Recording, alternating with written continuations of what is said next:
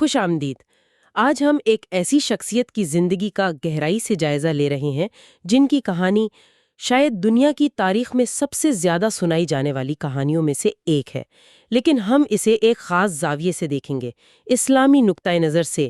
حضرت عیسیٰ ابن مریم علیہ السلام کی زندگی، اور ہمارے پاس جو ذرائع ہیں وہ ایک بہت ہی گہری تحقیق پر مبنی ہے، مطلب ان کی پیدائش سے لے کر ان کی واپسی کی پیشین گوئی تک سب کچھ۔ جی بالکل، اور یہ زاویہ بہت اہم ہے کیونکہ یہ کہانی صرف یوں سمجھے کہ واقعات کا ایک سلسلہ نہیں ہے، یہ دراصل ایک پیغام کے سفر کی داستان ہے، ایک الہامی پیغام جو ظاہر ہوا، پھر وقت کے ساتھ انسانی تشریحات کی وجہ سے دھندلا گیا، اور پھر اسلام کے مطابق قرآن نے آ کر اس کی اصل شکل کو دوبارہ واضح کیا۔ تو یہ سچائی کے سفر کی کہانی ہے۔ بہت خوبصورت بات کہی آپ نے۔ تو آئیے اس سفر کا آغاز وہیں سے کرتے ہیں جہاں سے یہ سب شروع ہوا، پہلی صدی کا فلسطین، رومی سلطنت کے قبضے میں۔ ذرائع بتاتے ہیں کہ یہ بڑا کشیدہ دور تھا، بہت زیادہ سیاسی بے چینی تھی، مذہبی گروہ بندیاں، اور لوگ شدت سے ایک مسیحا کا، ایک نجات دہندہ کا انتظار کر رہے تھے۔ بالکل، لیکن ان کا جو مسیحا کا تصور تھا، ہاں، وہ بہت مختلف تھا، ہے نا؟ بہت مختلف تھا۔ وہ ایک جنگجو بادشاہ یا کوئی سیاسی رہنما چاہ رہے تھے جو انہیں رومیوں سے آزادی دلائے۔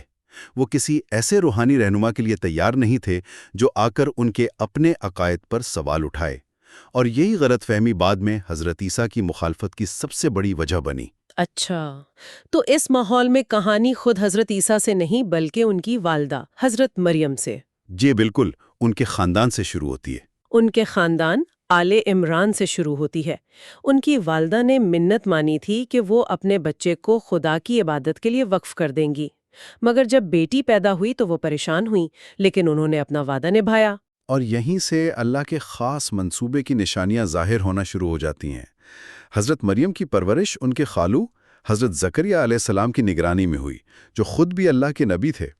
اور ذرائع میں ایک بہت دلچسپ واقعہ ملتا ہے کہ جب بھی حضرت زکریہ ان کے کمرے میں جاتے تو وہاں بے موسمی پھل موجود پاتے۔ اچھا، یہ اس بات کا اشارہ تھا کہ اس لڑکی کی پرورش براہ راست اللہ کی نگرانی میں ہو رہی ہے۔ اور پھر وہ لمحہ آتا ہے جو تاریخ کا دھارا بدل دیتا ہے۔ فرشتہ جبرائیل علیہ السلام ایک انسان کی شکل میں ان کے سامنے آتے ہیں اور انہیں ایک بیٹے کی خوشخبری دیتے ہیں۔ ایک کنواری لڑکی کے لیے یہ تو ناقابل تصور تھا۔ ان کا رد عمل بہت فطری تھا، حیرت اور پریشانی کا۔ اور فرشتے کا جواب اسلامی عقیدے کی بنیاد واضح کر دیتا ہے۔ انہوں نے کہا کہ یہ اللہ کے لیے بہت آسان ہے۔ اسلامی نقطہ نظر سے یہاں قرآن ایک بہت ہی طاقتور منطقی دلیل پیش کرتا ہے۔ وہ کہتا ہے کہ اگر کوئی بغیر باپ کے پیدا ہونے پر حیران ہے اور اسے الوہیت کی دلیل سمجھتا ہے تو حضرت آدم کا معاملہ تو اس سے بھی بڑا معجزہ ہے، کیونکہ وہ تو بغیر ماں اور باپ دونوں کے پیدا ہوئے تھے۔ بالکل، یہ ایک طرح سے یہ کہنا ہے کہ معجزے کا پیمانہ اللہ کی قدرت ہے، نہ کہ کسی کی خدائی۔ واہ، یہ تو ایک بہت ہی واضح اور منطقی نقطہ ہے نا؟ جی اچھا، تو اس بشارت کے بعد حضرت مریم اپنی قوم سے دور چلی گئی۔ ولادت کا وقت بہت مشکل تھا، وہ اکیلی تھیں، ایک کھجور کے سوکھے تنے کے پاس، لیکن وہاں بھی اللہ نے انہیں تنہا نہیں چھوڑا۔ پانی کا چشمہ جاری ہوا اور سوکھے تنے سے تازہ کھجوریں گرنے لگیں۔ یہ چھوٹی سی تفصیلیں لیکن بہت خوبصورت ہے، یعنی شدید تکلیف اور تنہائی کے عالم میں بھی اللہ ان سے ایک کوشش کا تقاضا کر رہا ہے کہ وہ تنے کو ہلائیں۔ جی، کہ وہ تنے کو ہلائیں۔ یہ صرف معجزہ نہیں بلکہ توکل اور عمل کا سبق بھی ہے۔ اور پھر سب سے بڑا امتحان آتا ہے جب وہ اپنے بچے کو لے کر واپس اپنی قوم میں آتی ہیں، جی تو ان پر تہمتیں لگائی جاتی ہیں، لیکن وہ بولنے کے بجائے حکم کے مطابق بچے کی طرف اشارہ کر دیا۔ اشارہ کر دیتی ہیں۔ اور یہاں حضرت عیسیٰ کا پہلا معجزہ ہوتا ہے جس نے وہیں پر تمام بحث ختم کر دی۔ وہ گہوارے میں بول پڑتے ہیں۔ وہ نہ صرف اپنی ماں کی پاک دامنی کی گواہی دیتے ہیں بلکہ اپنا پورا مشن بیان کر دیتے ہیں۔ میں اللہ کا بندہ ہوں، اس نے مجھے کتاب دی ہے اور مجھے نبی بنایا ہے۔ یعنی کہانی شروع ہوتے ہی سب سے بڑے ممکنہ اختلاف کو ختم کر دیا گیا ہے۔ پہلے ہی جملے میں انہوں نے کہہ دیا کہ میں اللہ کا بندہ ہوں۔ یہ تو بہت ہی واضح پیغام ہے۔ تو یہ تو ایک غیر معمولی آغاز تھا، لیکن جب وہ بڑے ہوئے اور انہوں نے باقاعدہ اپنے مشن کا آغاز کیا تو ان کا پیغام دراصل تھا کیا؟ ان کا بنیادی پیغام وہی تھا جو ان سے پہلے تمام نبیوں کا تھا، خالص توحید، یعنی ایک اللہ کی عبادت کی طرف واپسی۔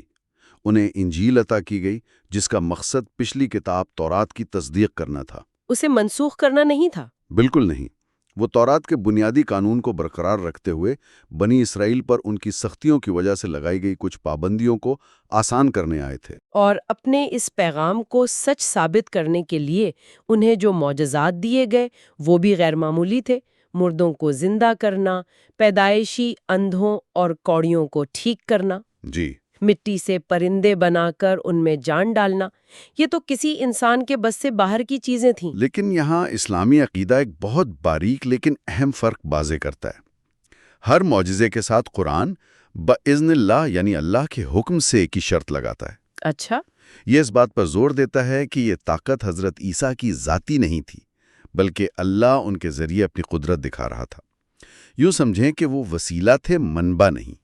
یہ نبوت اور خدائی کے درمیان ایک واضح لکیر کھینچتا ہے۔ صحیح۔ تو حضرت عیسیٰ وہ معجزے دکھا رہے تھے جن کا کوئی تصور بھی نہیں کر سکتا تھا۔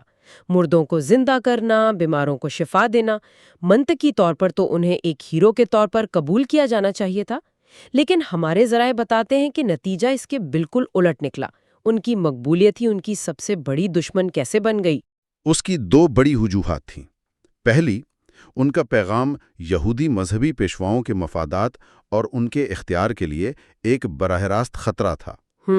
وہ لوگوں کو ان کی بنائی ہوئی پیچیدہ رسومات سے نکال کر براہ راست خدا سے جوڑ رہے تھے۔ دوسری وجہ سیاسی تھی۔ رومیوں کا ڈر؟ جی، انہیں ڈر تھا کہ حضرت عیسیٰ کی بڑھتی ہوئی مقبولیت رومی حکمرانوں کو کسی بغاوت کا شک پیدا کرنے پر مجبور کر دے گی، جس کا نتیجہ پورے علاقے کے لیے تباہ کن ہو سکتا ہے۔ یہ مذہب اور سیاست کا ایک خطرناک امتزاج تھا۔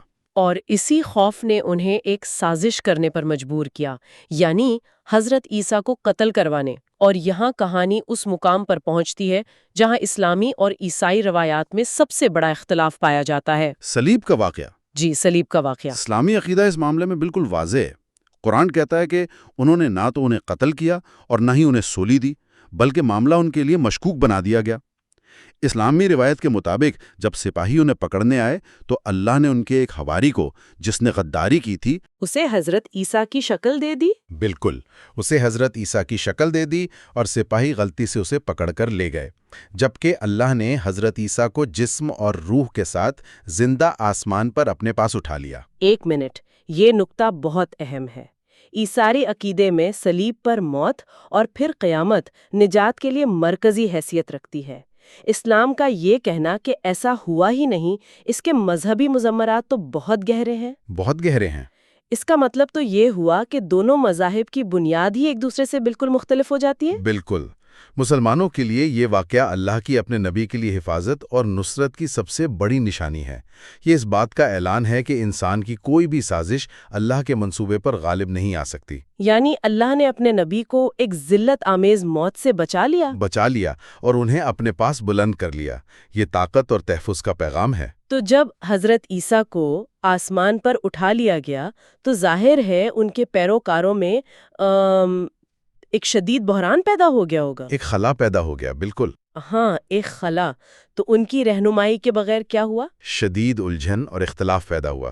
کچھ لوگ تو ان کی اصل تعلیم یعنی توحید پر قائم رہے، لیکن اکثریت آہستہ آہستہ راستے سے بھٹک گئی۔ اس میں ظلم و ستم کا بھی کردار تھا؟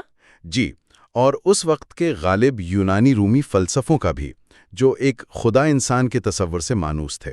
اور یہیں سے اسلام کا ایک بنیادی تصور سامنے آتا ہے، جسے تحریف کہتے ہیں۔ یعنی الہامی کتابوں میں تبدیلی آ جانا؟ جی، وقت کے ساتھ انسانی ہاتھوں سے الہامی کتابوں کے متن یا معنی میں تبدیلی آ جانا۔ اسلامی نقطہ نظر یہ ہے کہ جب اصل پیغام دھندلا گیا تو ایک نئی محفوظ وحی کی ضرورت پڑی۔ اور وہ محفوظ وحی اسلام کے مطابق قرآن ہے۔ تو قرآن نے آ کر حضرت عیسیٰ کی کہانی کو کس طرح حتمی شکل دی؟ قرآن نے ایک طرح سے ریکارڈ کو سیدھا کیا۔ اس نے حضرت عیسیٰ کے بارے میں افراط و تفریط یعنی غلو اور انکار دونوں کو رد کر دیا۔ اچھا۔ اس نے ان کی معجزاتی پیدائش کو تسلیم کیا، لیکن انہیں خدا کا بیٹا ماننے سے انکار کیا۔ اس نے انہیں اللہ کا ایک عظیم رسول، اس کا کلمہ اور اس کی طرف سے بھیجی گئی ایک روح قرار دیا۔ لیکن بندہ اور انسان کی حیثیت میں؟ بالکل۔ اور سب سے بڑھ کر اس نے صلیب کے واقعے کی سختی سے تردید کی اور ان کے زندہ اٹھائے جانے کی تصدیق کی۔ یہ بھی کہا جاتا ہے کہ حضرت عیسیٰ نے خود اپنے بعد کسی کی آمد کی خبر دی تھی۔ جی، اسلامی تعلیمات کے مطابق قرآن کی سورۃ صف میں حضرت عیسیٰ کا قول نقل کیا گیا ہے کہ وہ اپنے بعد آنے والے ایک رسول کی بشارت دیتے ہیں جن کا نام احمد ہوگا، جو حضرت محمد صلی اللہ علیہ وسلم کے ناموں میں سے ایک ہے۔ جی ہاں، اس طرح اسلام حضرت عیسیٰ کو نبوت کے سلسلے کی آخری کڑی سے پہلے والی ایک انتہائی اہم کڑی کے طور پر دیکھتا ہے جو آخری پیغام کے لیے راستہ ہموار کر رہے تھے۔ تو یہ تو ان کے ماضی اور حال کی بات ہوئی، لیکن ان کے مستقبل کے بارے میں بھی ایک بہت تفصیلی پیشن گوئی موجود ہے، ان کی زمین پر واپسی۔ ہاں، اور یہ اسلامی عقائد آخرت کا ایک بہت اہم حصہ ہے۔ احادیث میں تفصیل سے بتایا گیا ہے کہ قیامت کے قریب جب دنیا میں دجال کا فتنہ عروج پر ہوگا اور مسلمانوں کی قیادت امام مہدی کر رہے ہوں گے، تب حضرت عیسیٰ دمشق کے ایک سفید مینار پر اتریں گے۔ بالکل اور واپسی پر ان کا کردار کیا ہوگا؟ کیا وہ کوئی نیا دین لائیں گے؟ نہیں، اور یہ نکتہ بہت اہم ہے۔ وہ حضرت محمد صلی اللہ علیہ وسلم کے ایک پیروکار کے طور پر آئیں گے اور اسلامی شریعت کے مطابق ہی حکومت کریں گے۔ اچھا، ان کا مشن دجال کا خاتمہ کرنا، صلیب کو توڑنا، یعنی اپنے بارے میں قائم کردہ غلط عقائد کو ختم کرنا اور دنیا کو انصاف اور امن سے بھر دینا ہوگا۔ ان کا دور ایک سنہرا دور ہوگا۔ یعنی وہ اپنے بارے میں پیدا ہونے والی غلط فہمیوں کو خود آ کر درست کریں گے۔ ذرائع کے مطابق وہ زمین پر ایک عرصہ شاید 40 سال رہیں گے، شادی کریں گے، ان کی اولاد ہوگی اور پھر ایک عام انسان کی طرح ان کی طبعی وفات ہوگی۔ بالکل، اور ان کی یہ طبعی موت ان کے انسانی سفر کی تکمیل ہوگی۔ یہ اس بات کی حتمی دلیل ہوگی کہ وہ ایک فانی انسان تھے، اگرچہ اللہ کے عظیم ترین پیغمبروں میں سے ایک، لیکن بہرحال انسان، خدا نہیں۔ ان کی زندگی ایک معجزے سے شروع ہوئی اور ایک فطری انجام پر مکمل ہوگی۔ تو خلاصہ یہ ہے کہ اسلام میں حضرت عیسیٰ کا مقام انتہائی بلند ہے۔ جی، وہ 5 عظیم ترین پیغمبروں یعنی اولو العزم رسولوں میں سے ایک ہیں، اور ان پر ایمان لانا ہر مسلمان کے عقیدے کا لازمی حصہ ہے۔ بلا شبہ۔ ان کی کہانی صبر، سچائی پر ڈٹ جانے کی ہمت اور اللہ پر غیر متزلزل یقین کا سبق ہے۔ یہ اس بات کا بھی پیغام ہے کہ سچائی کو وقتی طور پر چھپایا یا مسخ کیا جا سکتا ہے، لیکن بالآخر وہ غالب آ کر رہتی ہے۔ واقعی ایک طاقتور اور جامع داستان ہمارے ذرائع ایک ایسے پیغام کی کہانی پیش کرتے ہیں جو ظاہر ہوا، پھر وقت کے ساتھ تبدیل کیا گیا اور آخر کار اس کی وضاحت کی گئی۔ یہ غور و فکر کے لیے ایک سوال اٹھاتا ہے۔ معلومات اور تشریحات کے ہمارے اس دور میں، جہاں ہر سچائی کے کئی ورژنز موجود ہیں، کسی بھی بنیادی حقیقت کے جوہر کو محفوظ رکھنے کے لیے کیا ضروری ہے؟